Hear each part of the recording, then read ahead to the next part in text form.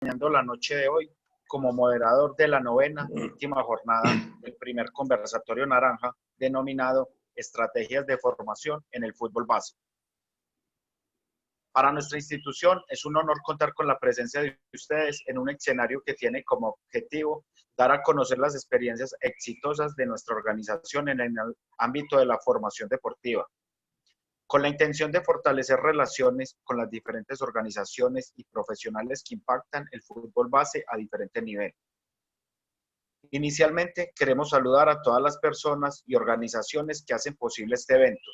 Ellos son nuestros patrocinadores: Gaseosas Pool, la Alcaldía de Envigado, el INDER Envigado, Novo Sport y Global.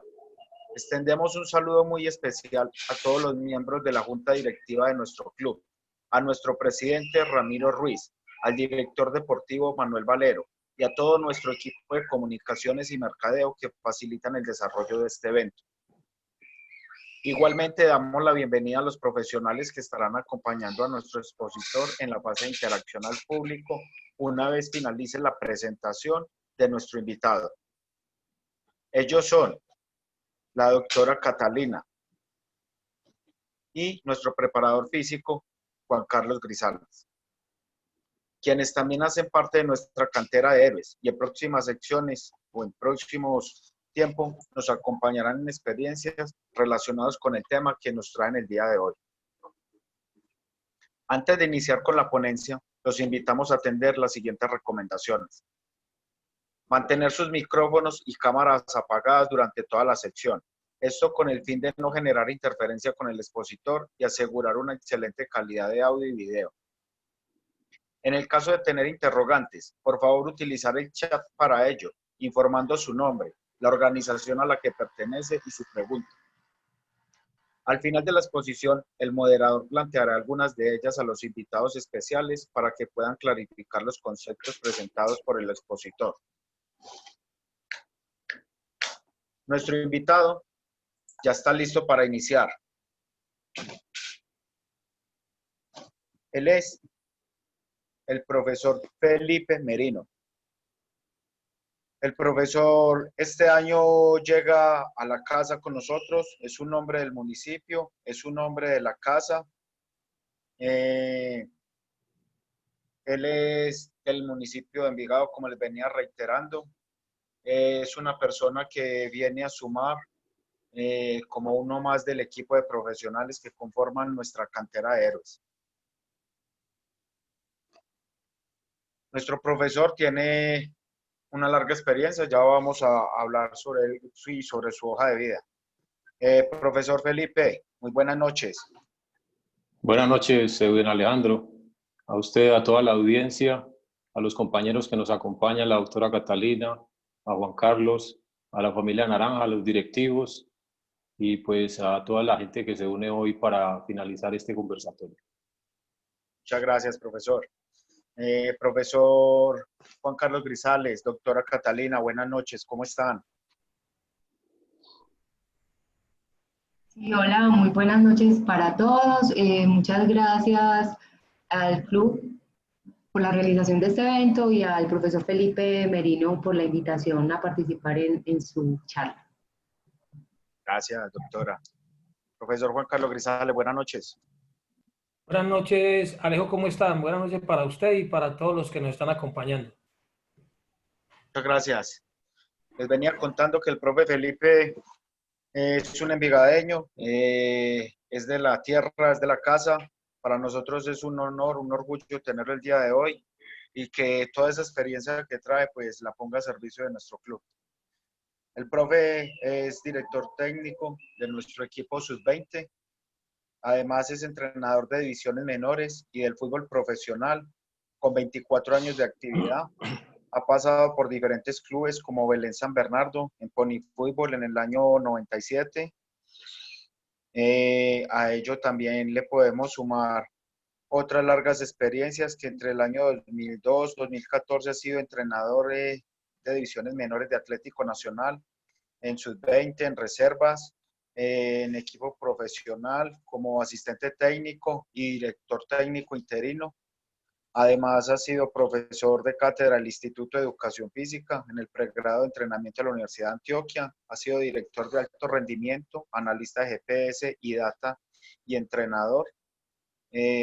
Trabajó en el Fútbol Club Dallas de Estados Unidos. Es instructor, docente y evaluador de competencia de directores técnicos de fútbol del SENA y de la Liga Antioqueña de Fútbol. A través de esta larga experiencia también le podemos sumar muchos estudios. Es tecnólogo deportivo del Politécnico Jaime Sasa Cadavid, tecnólogo en dirección técnica de fútbol del SENA, licenciado en educación física del Instituto Universitario de Educación Física de la Universidad de Antioquia. Es especialista en entrenamiento deportivo, entrenador con licencia Pro, Conmebol y licencia U-Soccer, más auditor de ICONTEC. Entonces todo está dado para que el día de hoy nos despidamos de una muy buena manera a través de este maravilloso conversatorio que nos trae hoy el profesor Felipe. Profesor, bienvenido, la audiencia es suya. Bueno, muy bien, gracias Edwin, gracias a todos. Vamos entonces a empezar con lo que tenemos preparado para terminar este conversatorio que ha sido tan maravilloso y que la gente ha estado ahí pendiente. Agradecerles por eso, saludarlos antes que nada a todos los profes que nos han seguido, a la gente del equipo, la gente del fútbol antioqueño, del fútbol colombiano, y sé que nos acompaña hoy también entrenadores profesionales del fútbol del exterior, profesionales como el profesor Oscar Pareja de la MLS y el profe Juan Carlos Quintero de la selección chilena, entre otros. A quienes no me enteré que están por ahí, igual quiero mandarles un saludo caluroso y agradecerles que estén acá. Bueno, antes que nada, pues contextualizarlos.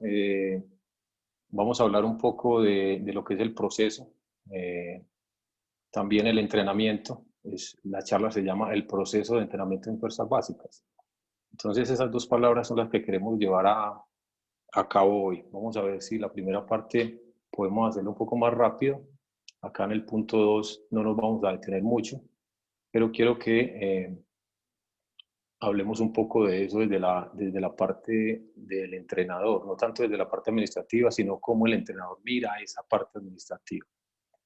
Y el entrenamiento, que es donde me quiero detener un poco en la labor del entrenador y esa gestión de las tareas y esas vivencias que hemos tenido como entrenador en la parte formativa y esa promoción de futbolistas de la cantera o de las divisiones menores de los equipos al fútbol profesional. Vamos a hablar de la gestión del entrenador entonces y finalmente me voy a apoyar en la doctora Catalina Barrera para que nos hable un poco sobre las edades, la edad cronológica y la edad biológica, para que ese punto coyuntural donde el entrenador a veces se pierde y se hacen tantas preguntas. Y al profe Juan Carlos Grisales para que nos aporte desde su conocimiento como preparador físico en relación a ese tipo de cosas madurativas, de crecimiento, y algunos puntos de referencia de acuerdo a las edades que describe muy bien un autor que él nos va a presentar. Este proceso de entrenamiento, antes que nada, quiero aclarar que no es un proceso que yo estoy construyendo acá, ni es un proceso nuevo o que yo voy a venir a chicanear con algo que no es mío. Esta figura de la izquierda representa el mensaje respetuoso que quiero enviar. Aquí hay un señor dibujando lo que está viendo adelante. Eso es lo que yo estoy tratando de hacer con esta presentación. Mandar un mensaje claro de lo que el proceso del Envigado viene haciendo hace años y que a mi llegada veo con muy buenos ojos porque me ha causado grata impresión mirar el ordenamiento de las diferentes áreas, el área administrativa, los procesos, cómo los llevan hacia la cancha. Y bueno, ahora voy a entrar en detalle en ese magnífico punto que están desarrollando con los niños de 2 a 5 años y la escuela, la cantera y el Envigado Fútbol Club como tal, para dilucidar un poco y sentirnos en contexto. Así que de manera muy respetuosa voy a hablar de los profesionales que han desarrollado el tema. He utilizado algunas diapositivas de los ponentes anteriores que me las han prestado, me las han regalado para yo compartirlas con todos ustedes, porque pues se trata de eso, que el Envigado se dé a conocer, porque es de verdad significativo lo que se está haciendo acá. Y obviamente pues voy a hablar, puse esta figura pues de lo que tiene que ver el entrenador y todo lo que hacemos en campo y la promoción pues que debemos hacer de los jugadores. Una pequeña sinopsis de la presentación, pues hablarles un poco de la organización, la programación, la planificación, ejecución, control y valoración, que es el proceso como tal. Es ese círculo que ya les voy a explicar. Y lo utilizamos como un proceso de mejora continua. Es decir, hemos tratado durante nuestra carrera de organizarnos un poco, hemos ido creciendo en ese ámbito y pues tenemos un modelo de gestión desde lo que somos como entrenadores y que queremos hoy transmitirle a tanto entrenador que hay acá, que seguramente tienen mucha experiencia, pero quisieron venir a entender también cómo lo hace el Envigado y bueno, en lo personal, cómo lo entiendo yo. Vamos a hablar también de la gestión del director técnico en las diferentes categorías, un poco de todo, pero nos vamos a detener entre los 3 y los 20 años y obviamente vamos a terminar enfocándonos en la categoría sub-20 y en ese paso a fútbol profesional. Bien. Ahí está Jason Guzmán deseándonos suerte, pues vamos a arrancar. Quiero contextualizarlos muy rápidamente en lo que vamos a hablar. Cuando hablamos proceso, involucramos muchas cosas, pero básicamente este es el eje central. Tenemos acá la pirámide, que habla básicamente de que la base es mucho más grande, donde hay mucha gente, y tenemos la cúspide donde está el equipo profesional, a donde todo el mundo quiere llegar. Pero hablando con Andrés Colorado, él propone no una pirámide, sino un cuadro, donde también un cuadro, pero dentro de ese cuadro este triángulo, donde la parte de élite proyecta a jugadores en sus diferentes escalas al equipo profesional, pero hay otra gente que tal vez no tenga en la mira esa élite, sino seguir el fútbol hasta determinada edad y se propone pues de muy buena manera a futuro.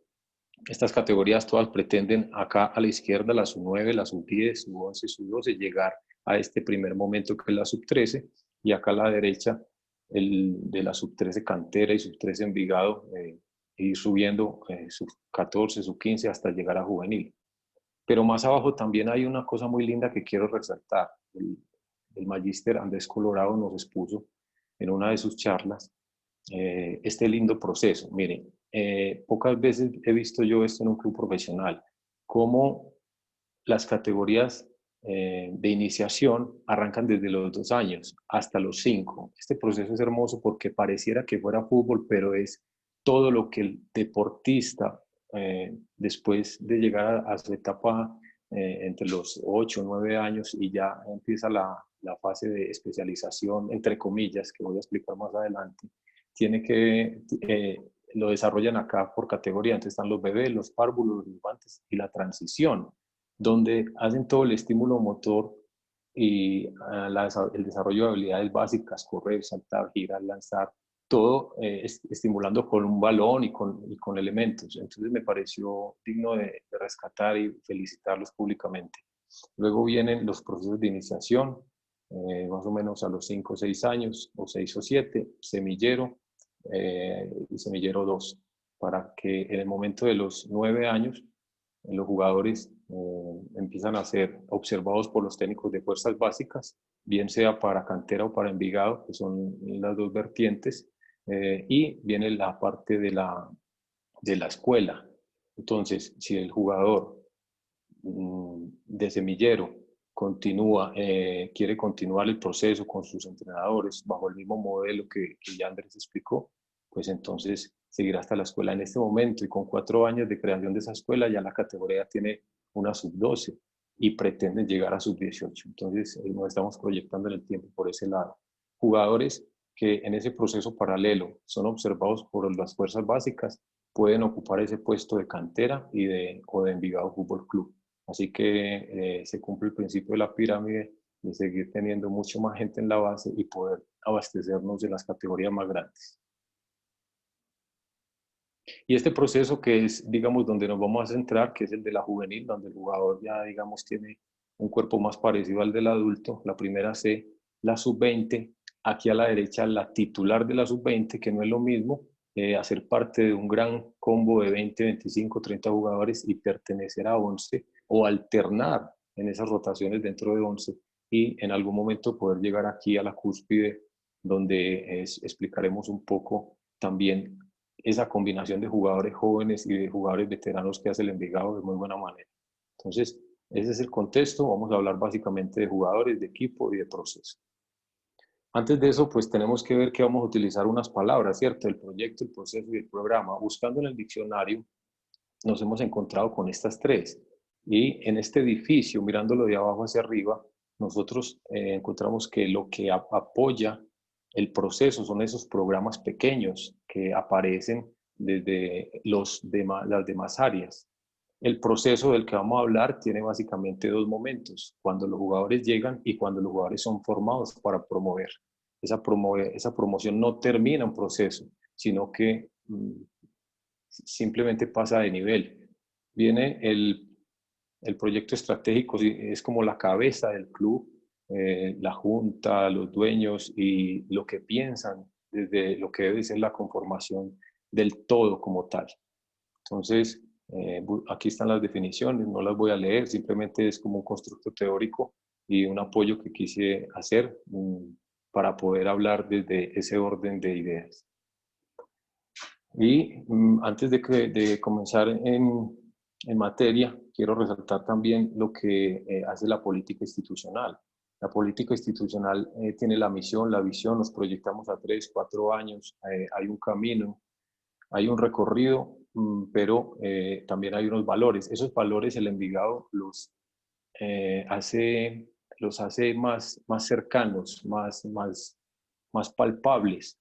Entonces, vemos aquí a Valentía y a Corazón, dos personas que están ahí haciendo ese trabajo de promover los valores, de que se interprete de muy buena manera y hacen presencia en la cancha, el día de los partidos y en algunos entrenamientos, para que esta gente que está alrededor del semillero, que los niños de 2 a 5 años crezcan entendiendo que en un equipo de fútbol hay muchos valores, que el fútbol te puede aportar muchísimo en tu construcción de proyecto de vida, inclusive como familia.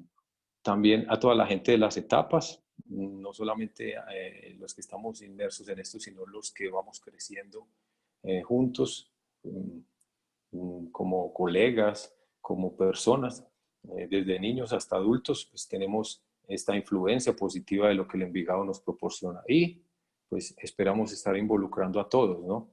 A los hinchas y a la gente que está afuera mirándonos. Entonces les presento a Valentía y a Corazón, representativos de nuestros valores.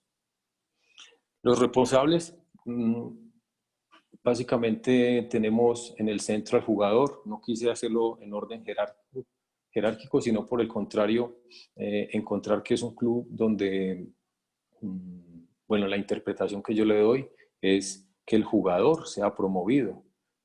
Son unos héroes al estar acá y trabajar diariamente con ese sueño de llegar a ser una persona, de llegar a formarse, de poder entender cómo es su relacionamiento con los demás y con la gente de fuera. Y alrededor estamos todos nosotros. Está la presidencia, este es un club muy familiar donde todos, digamos, podemos manejar una comunicación respetando ese orden jerárquico y esa trayectoria pues, que tienen todos, pero participamos de manera conjunta. Los procesos de apoyo, la medicina, nutrición, sociología, psicología, el departamento de scout o veedurías o los mismos entrenadores escogiendo. El cuerpo técnico, entrenadores, PFs, asistente técnico, kinesiólogos, médicos y readaptadores. Y el departamento de metodología, orientador en el tema práctico y teórico. Quiero resaltar acá la gente que lleva tiempo, que no son pocos, son bastantes, pero traje la foto de Jafet. Aquí está el profe John también, a quien tengo que agradecer muchísimo. No solamente ha sido un amigo, sino un apoyo en esta parte de la adaptación al club y que conoce bastante dentro de esta institución. Y traigo a Jafé porque es un ejemplo para mí. Yo hace 25 años lo enfrenté como entrenador. Entonces él se movía por allá en otros clubes de la liga, ya había sido jugador del Envigado Fútbol Club y ahora volverme a encontrar con él después de tantos años de ser oponentes y verlo no solamente haciendo parte de las fuerzas básicas, sino del equipo profesional también, y hacer parte del cuerpo técnico de Carlos Queiroz y su equipo grande de trabajo en todas las categorías. Eso para mí ha sido un ejemplo. Me parece que es digno de resaltar.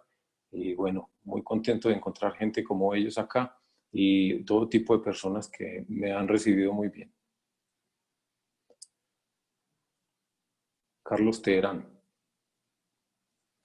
Bien, hablemos entonces del proceso como tal. Perdón. En este ciclo nosotros vemos como entrenadores, y esto lo hablo básicamente con el profe John, que es el preparador de la profesional, asistente preparador de la profesional y preparador físico de la sub-20 y la C. Nosotros como entrenadores, digamos que nos hemos capacitado mucho en esto y como entrenadores colombianos somos buenos en programar, planificar y realizar unas buenas prácticas. Pero a veces dejamos las cosas ahí, termina la práctica y nos vamos.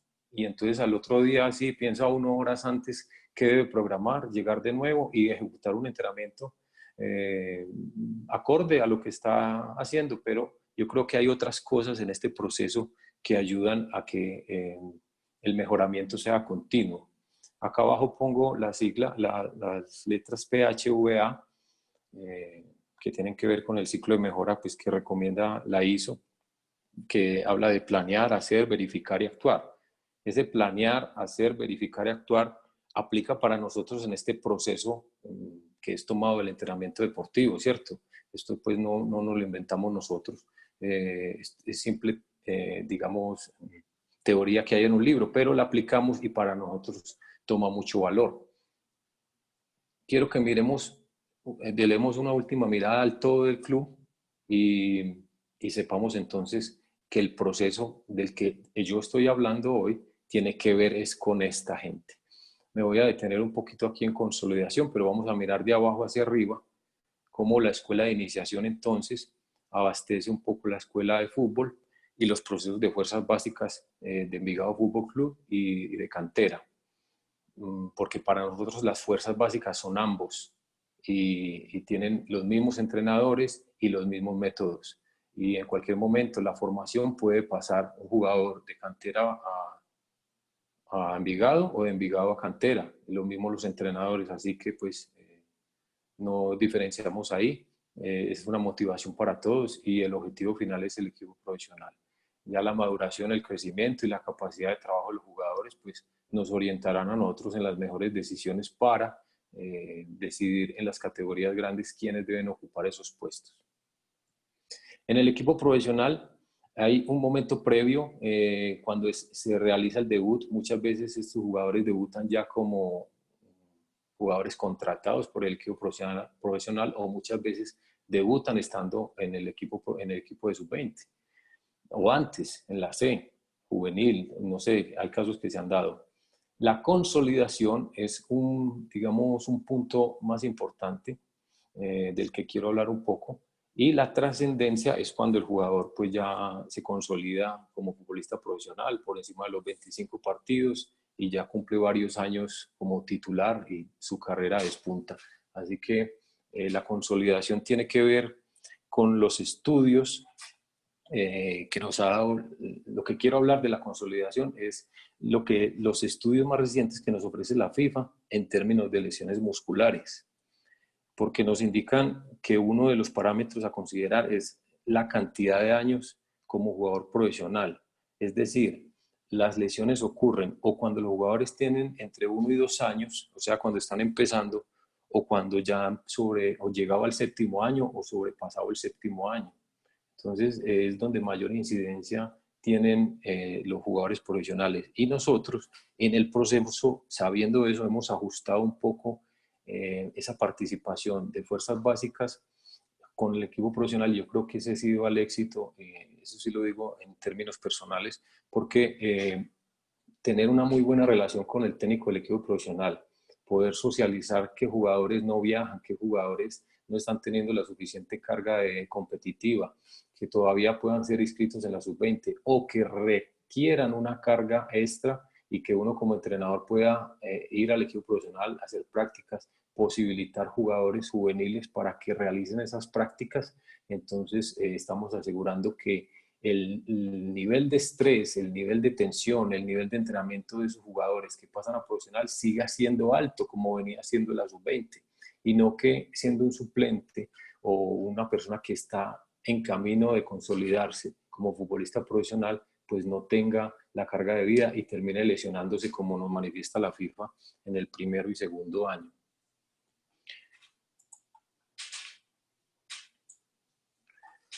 Vamos a empezar con el tema de la gestión. Los entrenadores deben transmitir valores y descubrir su propia identidad. Marcelo Bielsa. Entonces ahora vamos a hablar un poco del entrenador y la mirada que yo tengo en estos 24 años y que he podido recoger con tanto entrenador grande que he podido trabajar y que la vida me ha bendecido. Entonces, eso lo digo pues como desde la experiencia, como desde lo que he podido recoger. Aquí está el profe José Arastey, el profe Andrés Orozco, grandes personas que me han acogido de muy buena manera y hemos podido armar un canal de comunicación muy claro para que los jugadores pues, sean los beneficiados. ¿Qué debe gestionar el entrenador? ¿En qué momento el entrenador debe gestionarlo? ¿Y con quiénes debe sincronizar? Entonces aquí hay 6 cosas de las que yo quiero hablar de una manera muy corta, pero ubicarlos dentro de lo que yo quiero expresarles, ¿cierto? Aquí a la derecha está, digamos, los 3 perfiles que uno debe alcanzar o en los que se debe formar como entrenador. Ser un líder, ser un gerente, o sea, poder manejar situaciones. Al final del año poder decir, bueno, mi gestión fue esta. Estos fueron los alcances. 1, el liderazgo. Desarrollar e implementar el liderazgo, las características en todos los aspectos de dirigir el desarrollo personal, en orden del desarrollo del equipo y de los jugadores. 2, dirigir partidos. Anoche hablaba con el profe José Arastey a raíz de lo de la consolidación de los jugadores y esas cosas que pasan allí. Y decíamos, mucha gente que está empezando, gente que no tiene que ver con el fútbol, habla de los entrenadores como, no, ellos entrenan gente y el fin de semana dirigen un partido. Y bueno, hay una cantidad de elementos que quisimos condensar aquí en estos 6 puntos. Pero dirigir el partido obviamente sigue siendo uno de los más importantes. El juego se dirige enfocado en lograr los objetivos predestinados o predefinidos. 3, dirigir las sesiones de entrenamiento, preparar el equipo sistemáticamente durante el entrenamiento. 4, liderar el equipo, conducir el equipo de jugadores y mejorar el desarrollo del mismo. En esto sí que hay cosas y ahorita lo último, si podemos extendernos un poquitico con preguntas, vamos a hablar un poco de esas cosas que le suceden a los jóvenes ahí y donde nosotros hemos visto que psicológicamente el jugador se queda y se pierde y luego con los años ve, y este muchacho no llegó, este muchacho que se hizo, como jugaba de bien.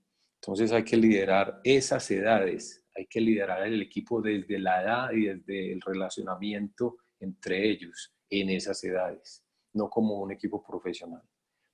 El 5º punto, liderar el jugador. Este es un punto importante porque a veces se nos olvida que estamos liderando individuos. Entonces hay que hacer buena combinación de liderar el equipo, pero liderar a cada uno también, sacar esos momentos aparte. Y 6º, gestionar el ambiente, crear y desarrollar un ambiente de rendimiento. Ese ambiente de rendimiento, digamos que entre comillas varía de acuerdo a la categoría, porque seguro nos están escuchando entrenadores de sub-15, sub-14, sub-13. Y es sano crear ese ambiente de rendimiento, pero es decir, llevar a ser competitivo, pero llevar a que se relacionen bien. ese tipo de cosas hay que manejarlas con mucho tacto, pero que haya un espíritu ganador, que haya un ambiente ganador dentro del equipo, un ambiente competitivo, pero dentro de todo esto hay que saber cosas que uno no tiene en esas edades y que aún de adulto le cuesta aprenderlas, aprender a perder, no bajar la cabeza, esforzarse todo el tiempo. Una serie de valores que hay que crear en el ambiente. Muy bien. Quise adaptar, esto me lo encontré ya terminando la presentación, quise anexar esta diapositiva que me encontré de la revista de Neurociencia, Deporte y Educación, y habla que el entrenador debe transmitir, ser consciente, emocional, comunicador asertivo, líder democrático, un ejemplo o un modelo fuera y dentro de la cancha, crear cohesión, estar convencido y no engañar con sus palabras. Entonces, la invitación es, pues, como entrenadores, ser unos modelos, porque digamos que en didáctica se enseña con el ejemplo. Ese es la mejor de las herramientas. Muy bien. No sé si vamos muy tarde, pero esta es la parte a la que quería llegar. Ya he contextualizado entonces a todos dentro de lo que es un proceso global y vamos a hablar entonces nosotros en el día a día y en cada una de las cosas cómo creemos que se debe interactuar. No estamos diciendo la verdad absoluta, no estamos contrarios a nadie ni enfocados en una sola teoría. Hemos ido construyendo cosas, los profes que llevan tiempo acá y los metodólogos me han contado cómo ha sido el proceso y bueno, a pesar de que hay cosas que se vienen estableciendo para que todos nos parezcamos y de encontrar un mismo camino, un mismo estilo, no nos cerramos a que las cosas pueden ser de otra manera, pero tampoco estamos diciendo que lo único que lo que hacemos nosotros es lo único. Así que pues quiero dar claridad en eso.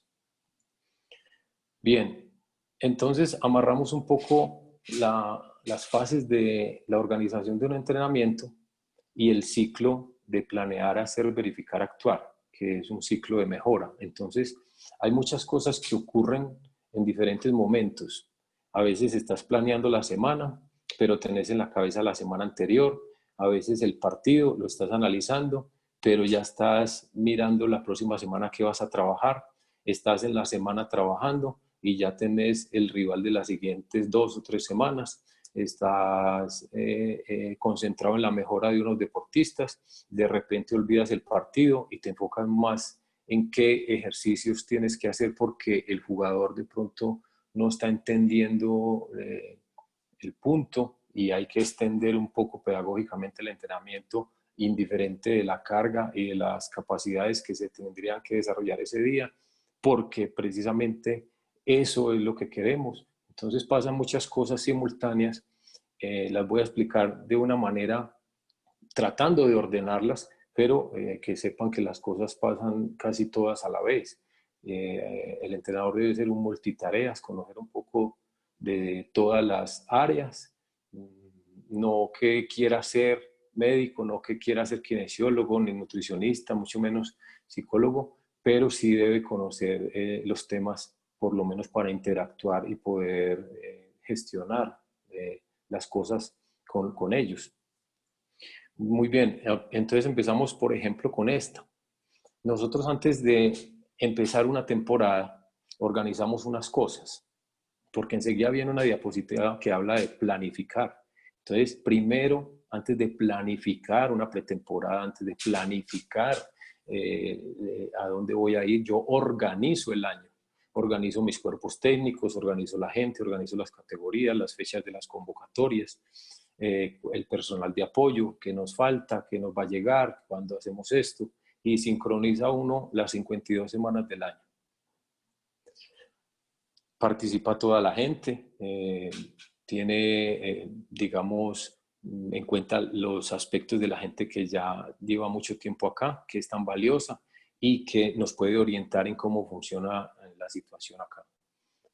Acá, antes de continuar con esta fase de organización, quiero darle la palabra al profe Juan Carlos Grisales para que nos hable un poquito del doctor Eduardo Espona y que nos participe desde su punto de vista no solamente en cuanto a estas fases, sino también lo que él piensa de la didáctica y la psicología, bueno, unas cosas muy interesantes. A Juan Carlos lo conozco hace muchísimos años, hemos sido oponentes en las canchas, ahora estamos con el mismo uniforme y trabajando, y quiero rescatar la participación de Juanca porque es una persona valiosa, es el coordinador y el jefe de la preparación física del club, y nos participa a todos en cuanto a cada movimiento, tiene unos constructos teóricos muy interesantes, y socializando con él encuentro que hay unas fases pues, que se parecen a lo que ya el Envigado tiene establecido, y las vamos a compartir acá.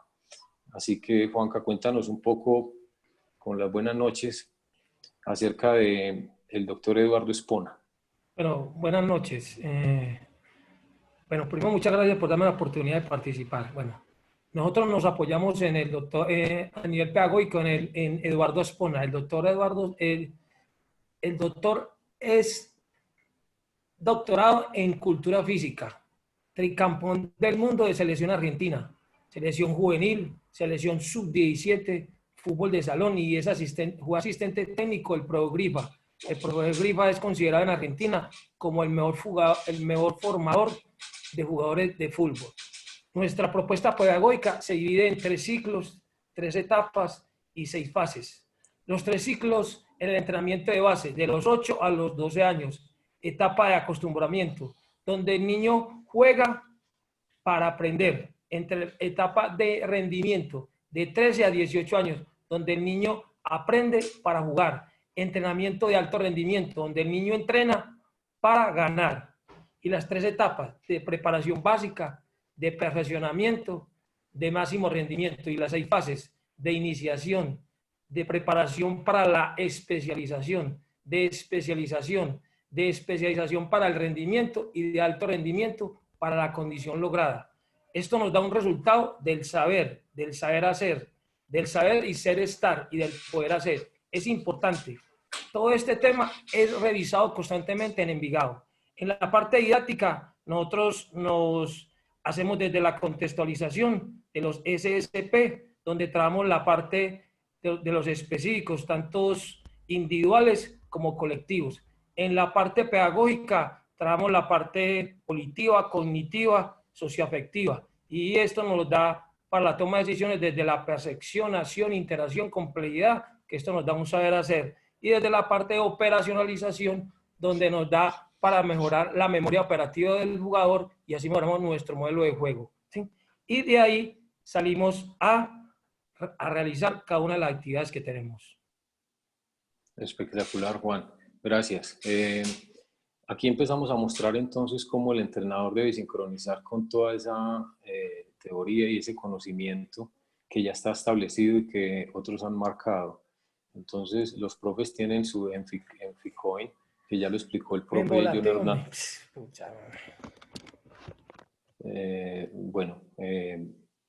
Perdón, Juan.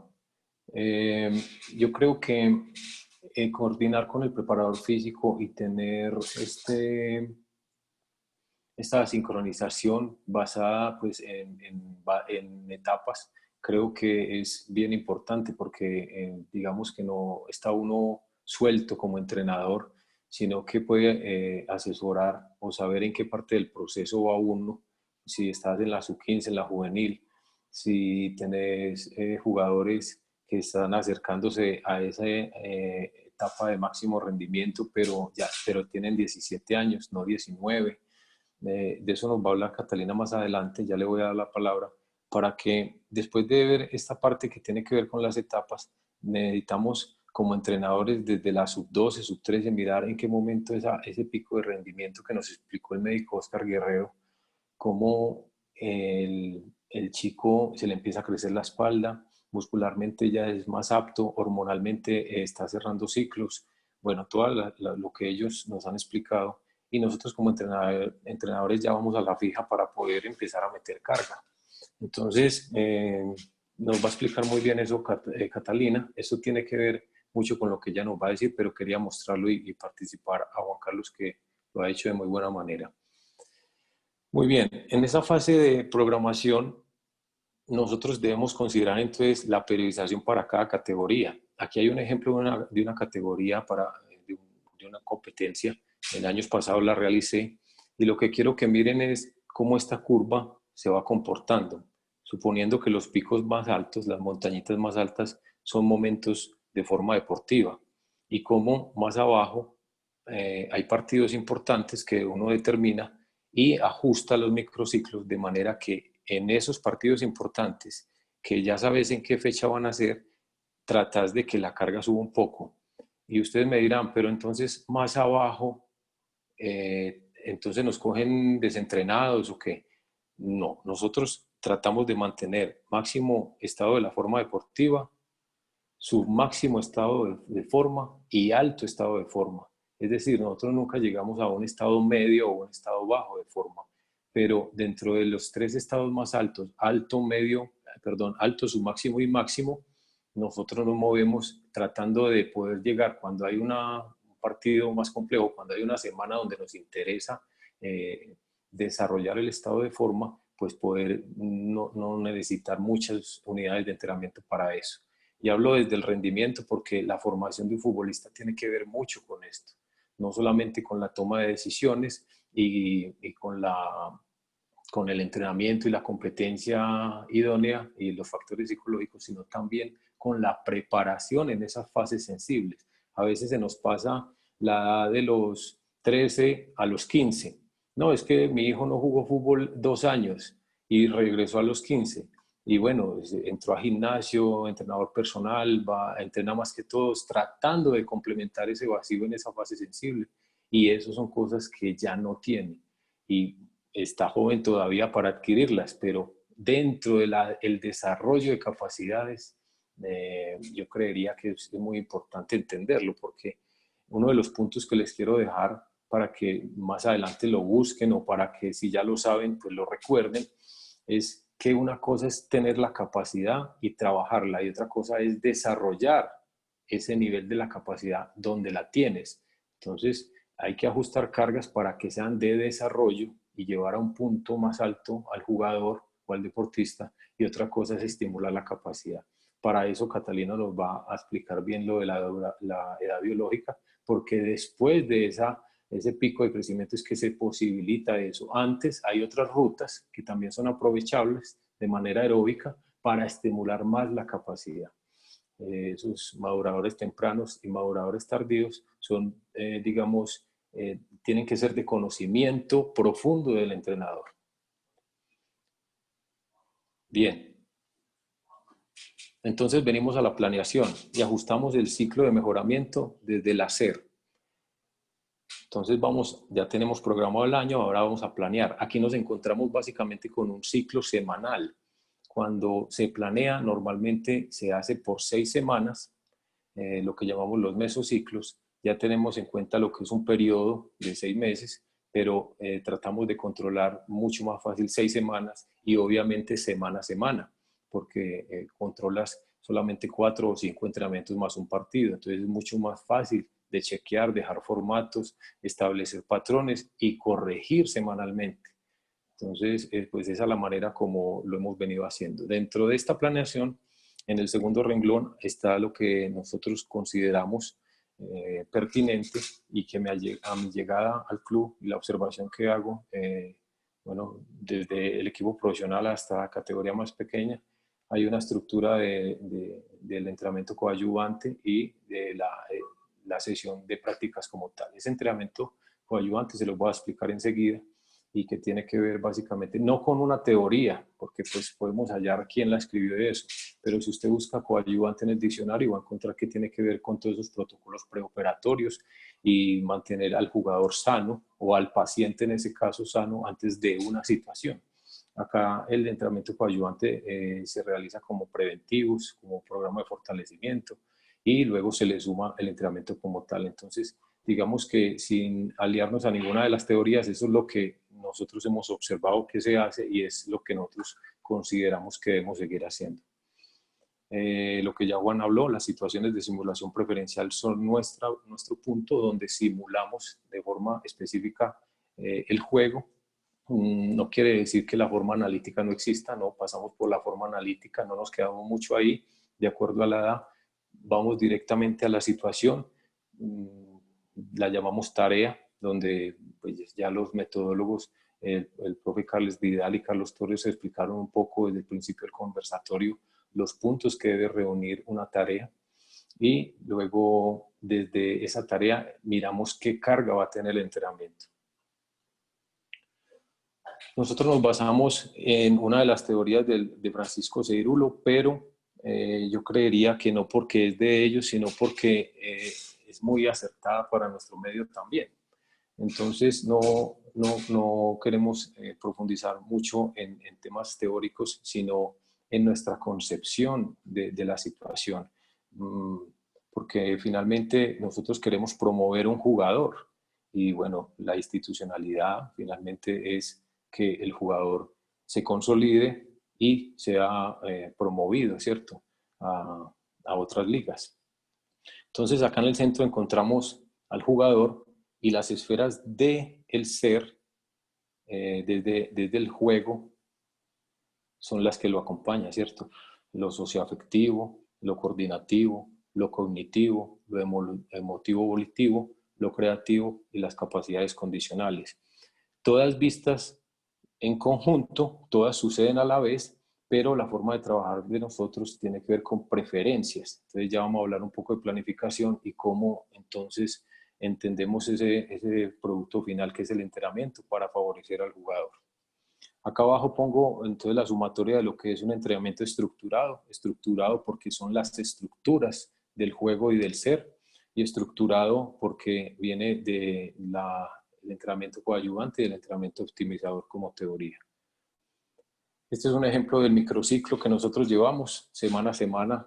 Planificamos las canchas, lo que nosotros vamos a realizar, los tiempos, donde intervienen los preparadores, readaptadores, si hay un partido o dos, si hay viajes, si hay salidas, si hay regresos, si hay doble entrenamiento, si hay entrenamientos simultáneos de suplentes y titulares, de los que viajan y de los que no viajan, de los que recuperan o no.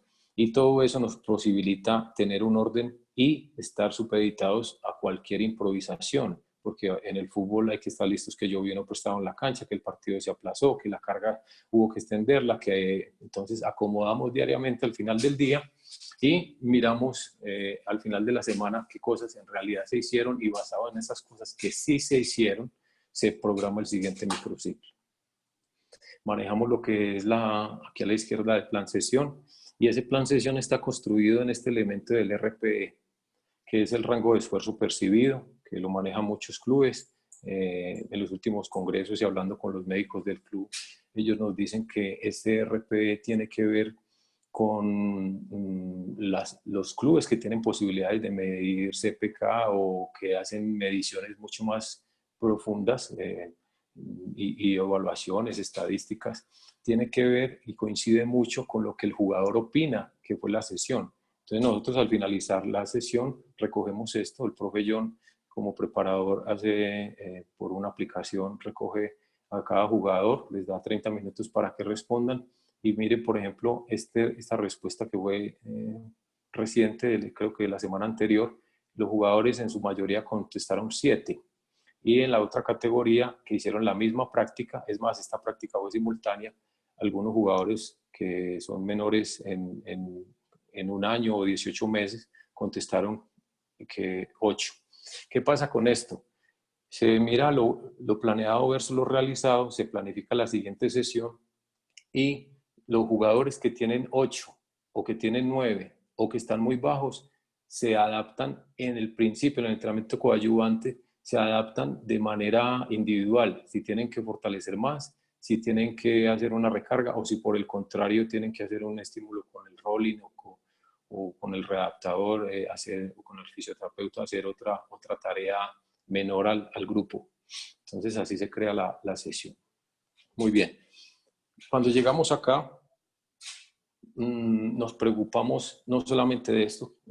Recuerden que uno de los propósitos del conversatorio naranja era que fuera como un abrebocas para todos ustedes y que nosotros pudiéramos ofrecer un evento de mayor envergadura más adelante, una vez termine la pandemia. poder reunirnos en un auditorio grande de una universidad importante de la ciudad y poder profundizar en todos estos temas. Pero quiero hablar más o menos de la construcción de tareas. No quiero que se lleven la idea de que no trabajamos de forma analítica ni específica, sino que no conseguí ninguna foto, pero nosotros ahora más adelante les voy a indicar más o menos cómo distribuimos la sesión. En cuanto a la preparación de las tareas, vemos que aquí trae un ejemplo de apoyos y ayudas permanentes y consecución de espacios libres. Entonces es una progresión donde trabajo un 3 contra 3 más 2 arqueros y ven acá afuera en la primera figura cómo tengo 3, 6, 9 jugadores naranjados y 3, 6, 9 jugadores en azul esperando para hacer combos. Entonces todas esas cosas hay que tenerlas en cuenta a la hora de controlar la carga. No solamente es el concepto, sino apoyarse en el preparador y en el asistente para controlar todo el entrenamiento. Entonces vamos a trabajar el concepto. Aquí hay 3 zonas. Vamos a progresar a trabajar en 2 zonas y vamos a progresar a trabajar en 4 cuadros. Siempre con 2 arqueros, con limitantes de espacio, con limitantes de tareas, con restricciones. Y luego determinamos la carga por el tiempo, por el tamaño de la cancha. En este caso estamos hablando que este primer cajón mide 12 metros, este también, o sea que estamos hablando más o menos de una canchita una plaquita deportiva con arcos más pequeños. Y eso nos determina nosotros la construcción de la carga desde el punto de vista de rendimiento. Si va a ser con énfasis en las tensiones, entonces vamos a encontrar que sería en este cuadro que tengo abajo el día -3 del partido más de -3, o si va a ser con énfasis en amarillo aquí en el día -2, más cercano al partido, porque va a ser más de duración. Y también miramos si estas 3 tareas que yo tengo, en qué parte del entrenamiento me concuerdan para aplicarlas, digamos, con este tipo de complementos que ya tienen que ver con situaciones mucho más grandes. O si estas 3 tareas que estamos viendo acá tienen que ver con otro día, por ejemplo, en la subdinámica de la resistencia, y me devuelvo acá, y puede que este coincida dentro de la subdinámica de las tensiones o hasta de la velocidad.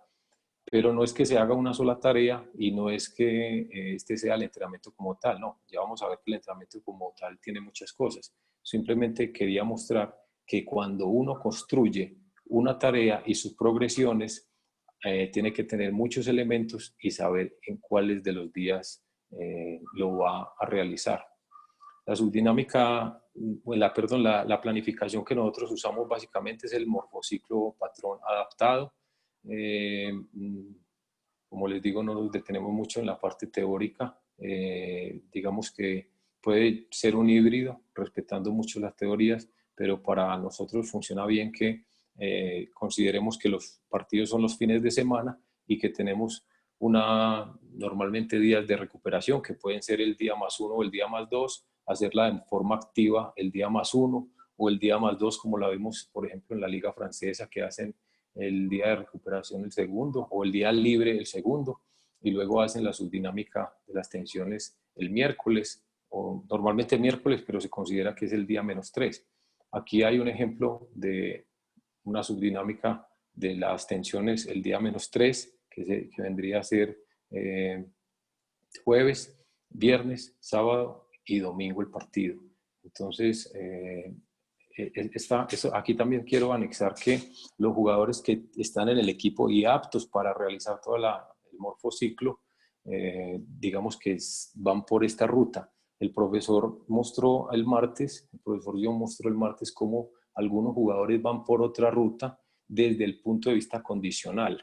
Y con el readaptador también tienen otra subdinámica de acuerdo a las necesidades de recuperación o de, digamos, jugadores lesionados en rehabilitación, otra subdinámica diferente, pero debemos concordar momentos en los que coincidimos para que los jugadores en recuperación vengan al entrenamiento y coincidan para hacer de pronto un juego táctico participando como neutrales, o si ya pueden hacer cierto tipo de contactos, comentarle al readaptador cuáles van a ser las tareas y de qué manera puede participar ese jugador lesionado en fase de, digamos, de regreso o de retorno a cancha. Bien, un poco nuestra idea, esto siempre lo he considerado yo importante para la elaboración de los planes.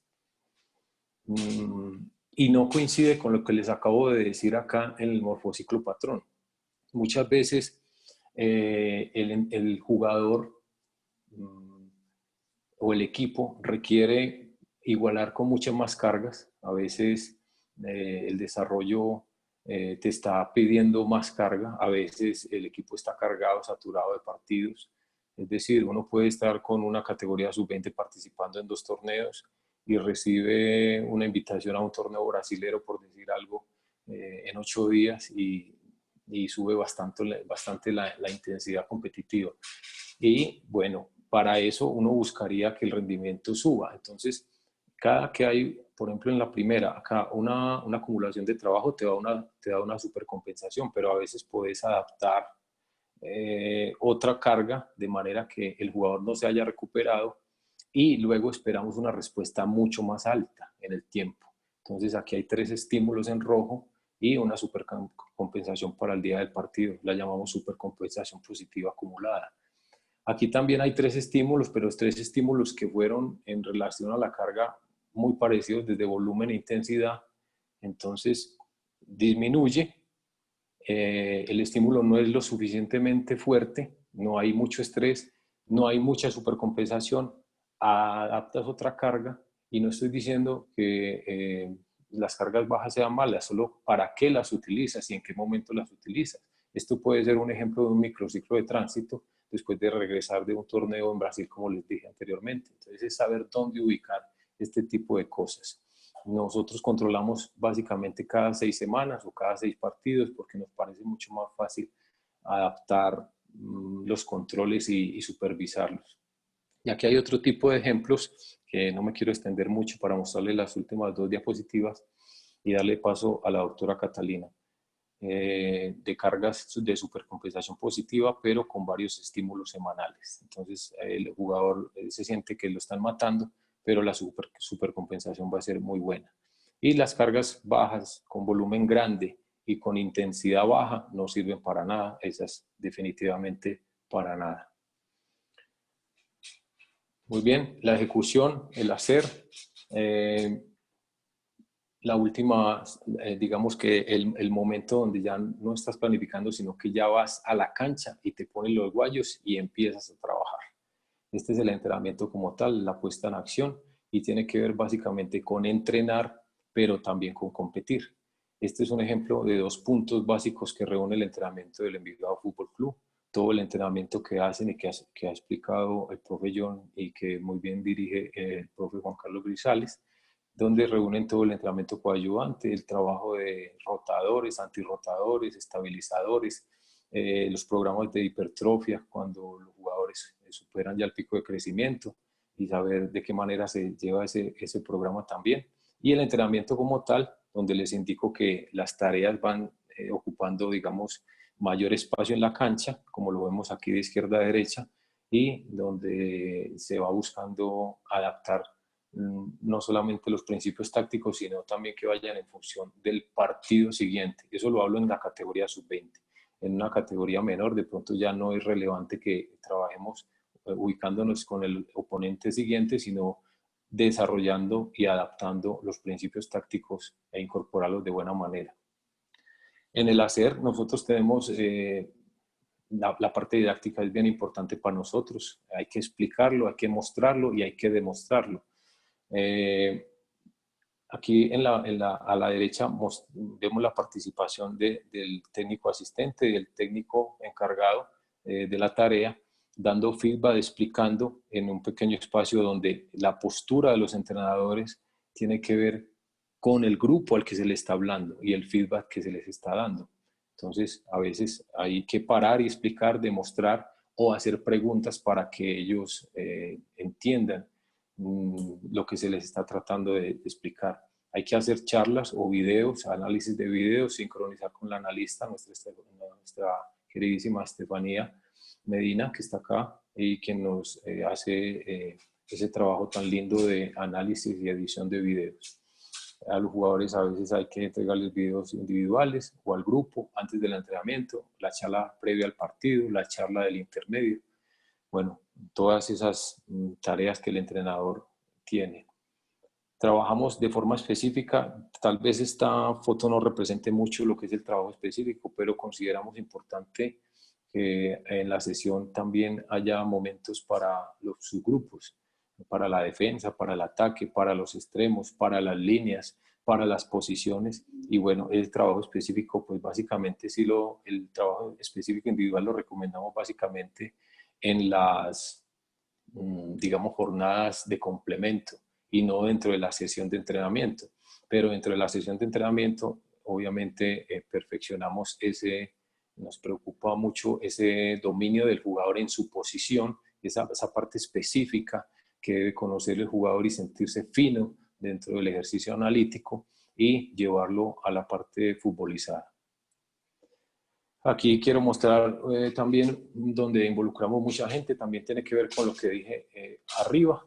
Yo creo que se participa mucho más jugadores. Este es un ejemplo de un trabajo defensivo donde se hace con los 4 defensores, después se le agrega el medio centro defensivo y luego los 2 mediocentros ofensivos y el centro atacante, los extremos, el 7 y el 11.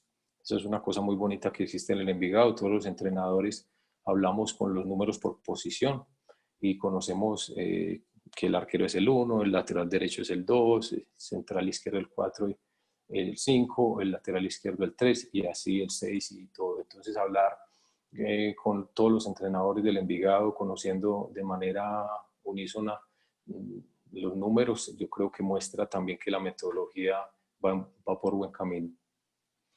El entrenador debe conocer un poco de lo que es el análisis, saber hacer sus propios análisis, sus recortes, su análisis estando en cancha de la situación que se está presentando para cambiar el rumbo de un partido en el intermedio, saber entender los análisis que llegan desde la FIFA, desde la misma liga donde uno compite o los análisis que le ayuda a hacer a uno el analista para poder determinar qué se le va a mostrar al grupo. A veces al grupo no hay que mostrarle mucho, a veces hay que quedarse mucho más tiempo haciendo un trabajo educativo. Entonces, esto es uno de los trabajos y pilares fundamentales del entrenador. Y dentro del control, entonces, vamos a darle paso a la doctora Catalina porque digamos que es el punto más relevante para mí, que yo quiero que ella cuente y que los entrenadores tengan en cuenta para, sobre todo esas categorías donde todavía el jugador no ha madurado y qué cosas sí se pueden hacer y qué cosas no se deben hacer. El control, básicamente, lo hacemos con la recolección de los datos, con la investigación, con el análisis de video, con los informes que nosotros consignamos y la valoración que le damos a los jugadores. Esta fase va pegada de la valoración y es importante, pues, si tienen GPS o si no lo tienen, empezar a educarse en esto y poder identificar el tipo de esfuerzo, cómo se manifiesta en las escalas o niveles de velocidad, como por ejemplo acá en esta figura de la izquierda, las diferentes zonas de velocidad muestran que el deportista suma muchos kilómetros, pero las que en verdad tienen desgaste son las zonas 5, por encima de 25 kilómetros por hora, y las desaceleraciones y los giros o movimientos explosivos que tienen un desgaste mucho mayor, y cómo cada deportista en cada esfuerzo va mostrando la frecuencia cardíaca, y usted como a través de las semanas puede ir mirando que la adaptación en el mismo esfuerzo ya hay menos frecuencia cardíaca, ya hay menos gasto energético y ese jugador está mejorando, o como un jugador desadaptado hace menos repeticiones y la frecuencia cardíaca todavía está disparada. O por ejemplo aquí en estos cuadros grises, cuando haces una pausa, el jugador no alcanza a descender a niveles importantes en menos de un minuto. Bueno, estos son indicadores de logros e indicadores de gestión que te permiten planear los siguientes entrenamientos. Nosotros consignamos todo en la planilla de verificación, en el GESDEP, y ahí quedan los minutos, tarjetas amarillas y todo consignado. Esta es la curva de la que les vengo hablando. Le voy a dar paso entonces a la doctora Catalina para que cerremos y para que haya una tanda de preguntas. Aquí está el pico, doctora, de que los chicos las mujeres normalmente tienen el pico a los 12 y los hombres a los 14. Entonces, bienvenida, doctora, para que nos cuentes un poco acerca de tu tema.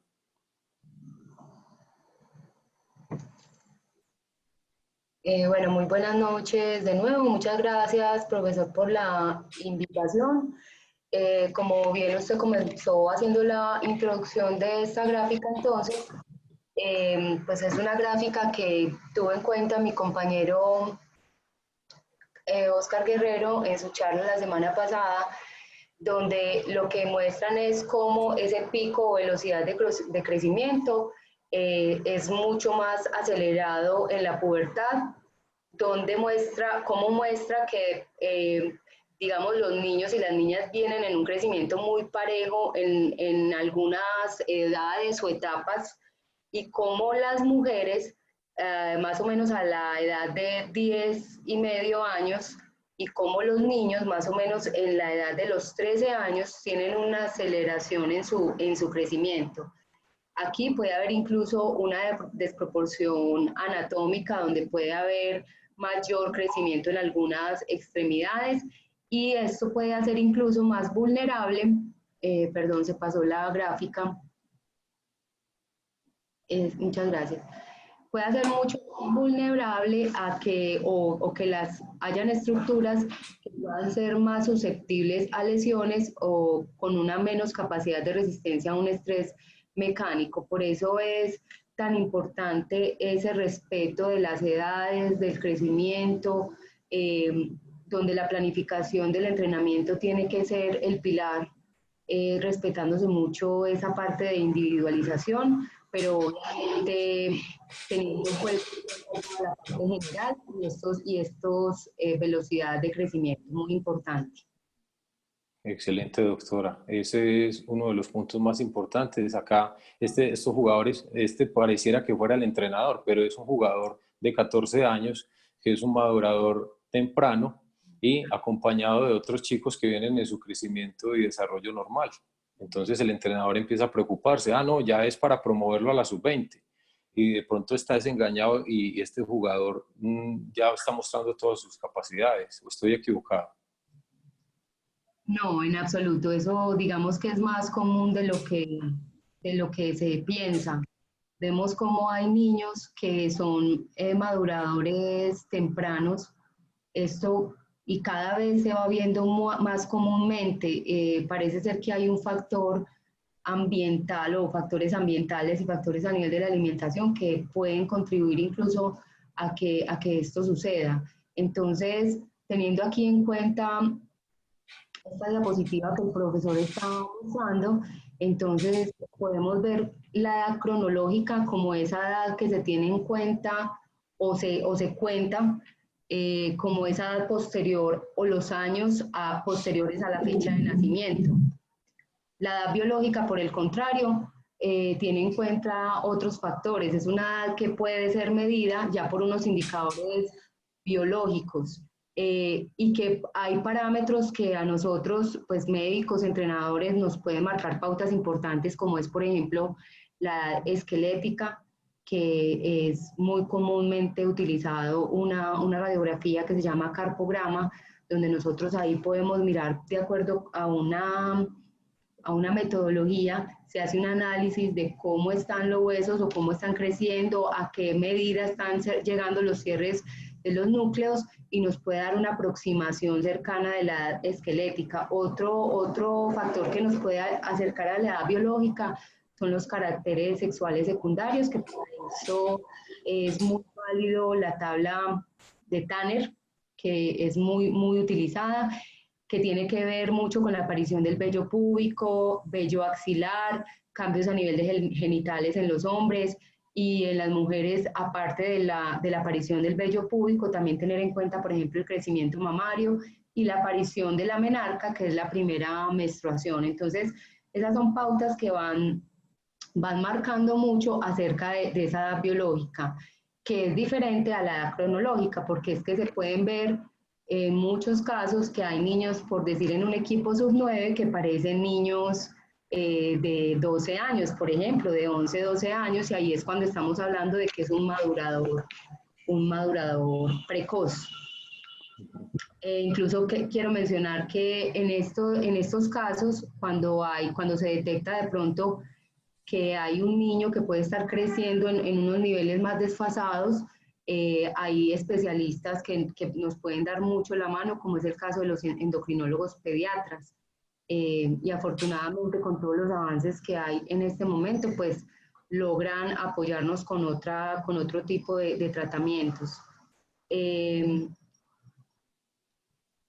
Lo que son la maduración tardía, que son esos niños que vemos incluso mucho más pequeñitos de la edad que tienen, pero que ya cuando se va llegando a un proceso de maduración definitivo, puede sacar su potencial a nivel deportivo de una manera mucho más clara que un madurador precoz. Perfecto. Esos son los casos de los jugadores que tienen más capacidad, más talento normalmente en el fútbol, pero su desarrollo físico y hormonal llega un poco más cercano al equipo profesional. Entonces también hay que esperarlo, pero no dejar de desarrollarlo para mejorar sus capacidades de base. ¿Es correcto? Oh, creo que se le cerró el micrófono. Ok, Así. Sí, sí, bueno. así es, tal cual lo dice. Son niños que quizá pueden ser incluso hasta discriminados porque se ven muy pequeños, pero que en realidad, como lo dije, cuando tienen ya un nivel de maduración, pueden tener posiciones muy interesantes y destacarse en la parte deportiva de una manera muy importante. Muy bien. Doctora, pues agradecerte. Esto nos da seguramente a los entrenadores la posibilidad de entender mejor el proceso y pues la idea es que quedemos con cuestionamientos, ¿cierto? Y busquemos seguir capacitándonos para encontrar puntos y ofrecer un mejor programa. Muchas gracias, Catalina. La idea también es, como siempre trato de hacerlo,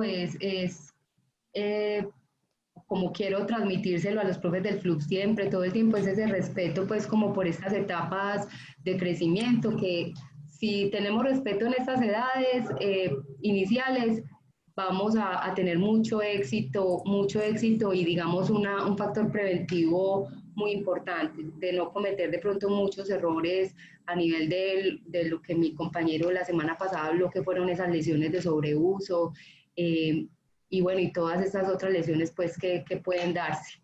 Muchas gracias por su invitación y a todos muchas gracias. Gracias por tu apoyo, Cata. Muy valioso, la verdad. Bien, el último punto entonces tiene que ver con la valoración. Cuando ya recogemos toda la información y la procesamos, la dejamos consignada en una ficha del jugador en el GESDEP y proponemos la siguiente semana de trabajo. Eso era lo que les quería mostrar. Básicamente, ofrecerles a ustedes pues un conocimiento sobre el proceso y lo que el entrenador debe conocer y sobre lo que es la gestión del entrenador en cancha y fuera de ella. Agradecerles por su permanencia durante toda la charla, durante todo el conversatorio. Y bueno, si hay alguna inquietud, pregunta o participación, bienvenido. Y agradecerle a todos el Departamento de Mercadeo, de Comunicaciones, nuevamente a la Junta, al presidente, al director deportivo, por su amabilidad, por permitirnos hacer este tipo de eventos académicos que, digamos, nos muestran con las puertas abiertas y mostramos lo bueno que estamos haciendo. Muchas gracias. Muchas gracias al profesor Felipe Merino por su excelente presentación, la cual esperamos que haya sido del agrado de todos nuestros acompañantes y todas las personas que están conectadas el día de hoy. Entonces, para terminar, hoy digamos lo que es el último día que vamos a estar, pero como lo mencionó el profe Felipe, más adelante esperamos contar en un evento académico con una universidad, sacar adelante todo un tema que vaya dirigido a los profesionales del área. Para el profesor Juan Carlos Grisales. Profesor. Dale. Nos escriben desde Medellín. Carlos, desde la ciudad de Medellín. ¿Cuáles son los ámbitos que condicionan el rendimiento de un jugador de fútbol? Bueno, los ámbitos los ámbitos que condicionan a un jugador de fútbol son la condición física, la condición técnico-motriz, el aspecto cognitivo-táctico, los aspectos psicológicos, aspectos afectivos motivacionales. Esos son los 5. Muchas gracias, profesor.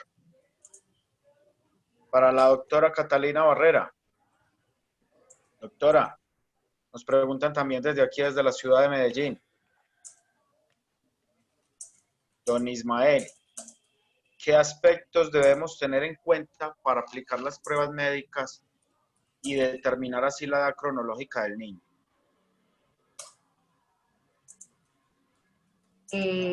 Buenas noches a don Ismael. Muchas gracias por la pregunta. Perdón, Edwin, ¿me dices la edad cronológica o la edad biológica? Sí. Pregunta la edad cronológica, pregunta aquí. La edad cronológica, como lo dije en la definición, la edad cronológica es la edad que tenemos según la fecha de nacimiento. O sea, si un niño nació en el 2005 o un joven nació en el 2005, estamos hablando que es un joven de 15 años, ¿cierto? Pero ya hablar de la edad biológica, entonces, sería, que creería yo que hacia eso se quiso dirigir la pregunta de don Ismael, es, por ejemplo, uno de los parámetros que me ayudaría a medir la edad biológica sería el Tanner, por ejemplo, la escala de Tanner.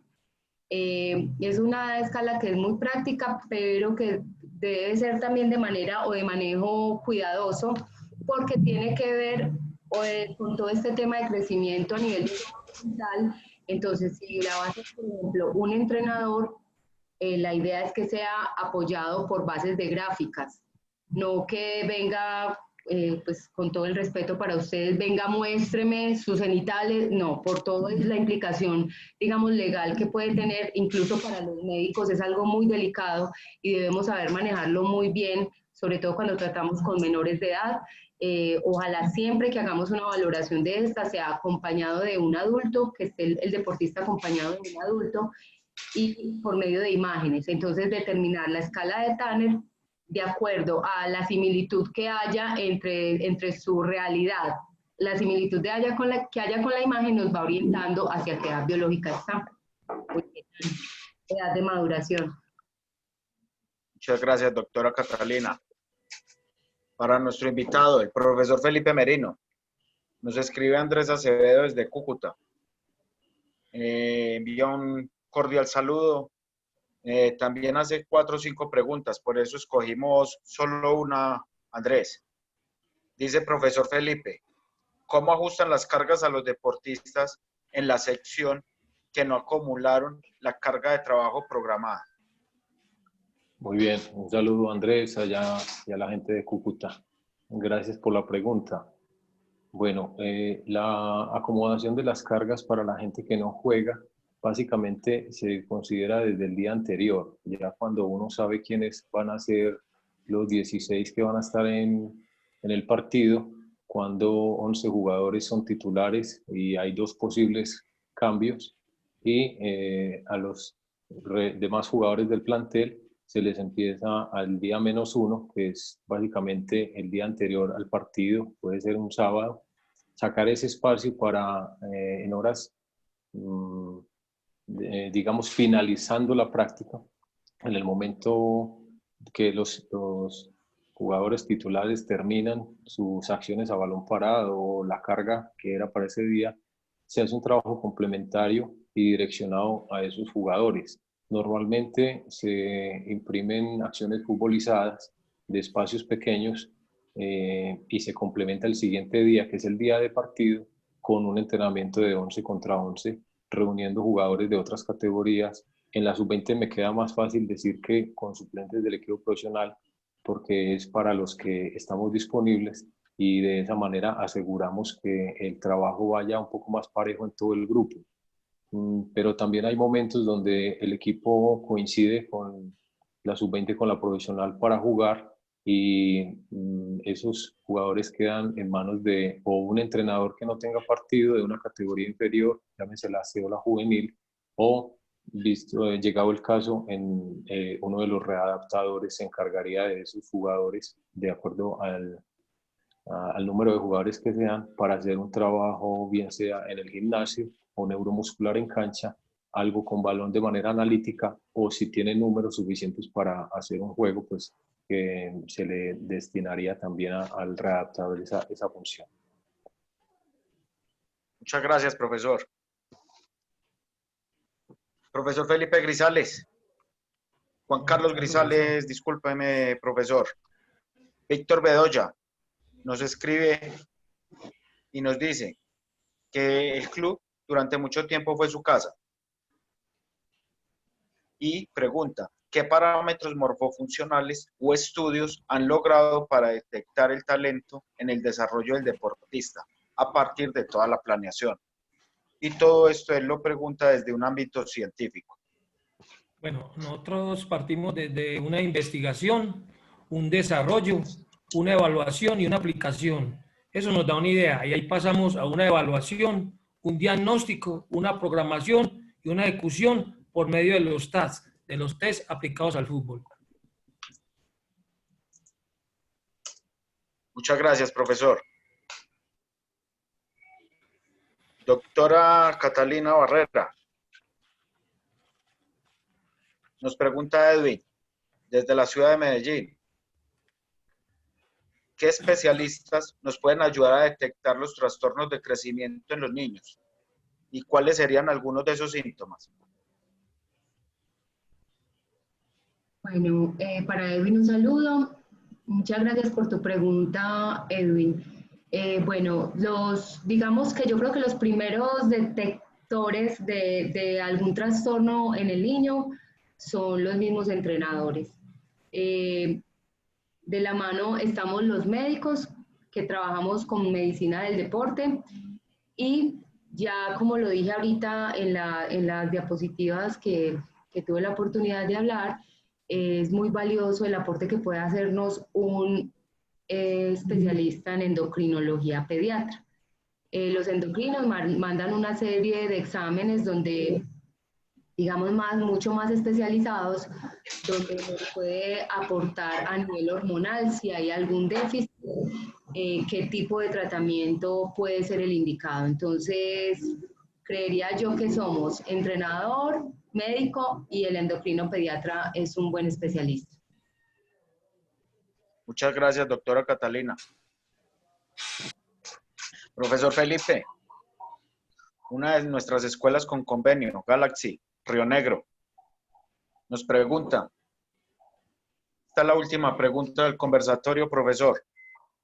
¿Qué estrategias nos pueden aconsejar para aquellos jóvenes de 17 a 20 años que van viendo que sus sueños de ser profesional no se pueden dar?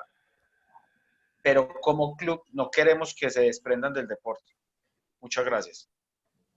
Muy bien, yo creo que es muy buena pregunta. Un saludo para todas las filiales, especialmente para Galaxy. Yo creo que el enfoque que nosotros como entrenadores debemos dar al proceso es priorizando ese momento, porque la mayoría de jugadores terminan sin cumplir ese sueño en la élite, pero eso tiene que quedar como una satisfacción de haber recorrido bien el proceso y haber sacado valores tan importantes de vida que en cualquier otra área sean competentes. Es decir, como entrenadores no podemos apuntar solamente a mejorar para jugar fútbol profesional.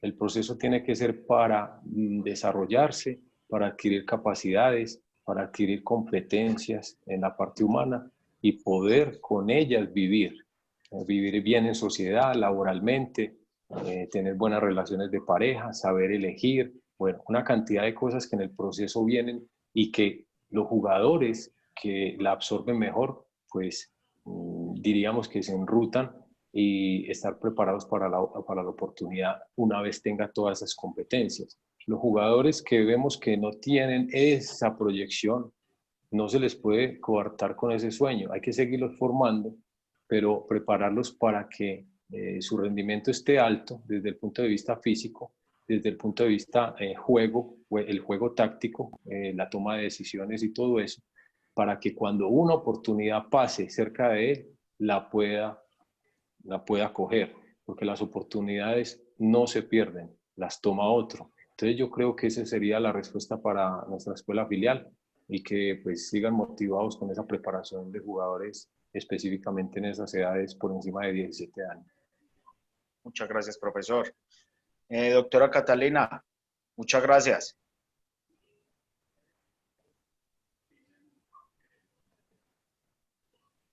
Profesor Juan Carlos Grisales, muchas gracias. Muchas gracias a usted y a todos los que nos acompañaron. Feliz noche para todos. Muchas gracias, que tengan una feliz noche. Muchas gracias. Profesor Felipe, muchísimas gracias por sus conocimientos el día de hoy. Muchas gracias, Edwin. Reiterarles el agradecimiento a todos, a la gente que estuvo escuchándonos, dejarla atenta para un posible evento más adelante. Y bueno, un fuerte abrazo a los compañeros que me acompañaron esta noche. Entonces, el día de hoy, por último, queremos reiterar el agradecimiento a nuestra junta directiva, que gracias a ellos es posible realizar este primer conversatorio naranja. A nuestro presidente Ramiro Ruiz, que está conectado y está viéndonos. Lo mismo para nuestro director deportivo, Manuel Valero. Saludar a todas las personas del equipo profesional, a todos esos seres humanos que hacen parte de él, a nuestro técnico José Arastey, a nuestro preparador Andrés Orozco, a Jafet, que nos ha visto y ha estado conectado durante todas las secciones, a todo nuestro equipo de comunicaciones y mercadeo. Muy importante el apoyo para salir adelante con este gran evento. Y les tenemos dos invitaciones. La primera es estar atentos a nuestras redes sociales porque vamos a hacer el lanzamiento de nuestra tienda virtual donde podrán adquirir todos los productos de nuestro club, de Envigado Fútbol Club. Y como lo mencionaba el profesor Felipe Merino, próximamente, en un mediano plazo, estaremos con un evento académico donde esperamos contar con la presencia de todos ustedes. A todos muchas gracias. Les reiteramos ese agradecimiento muy especial. Envigado Fútbol Club es su familia y los esperamos con los brazos abiertos. Hasta pronto.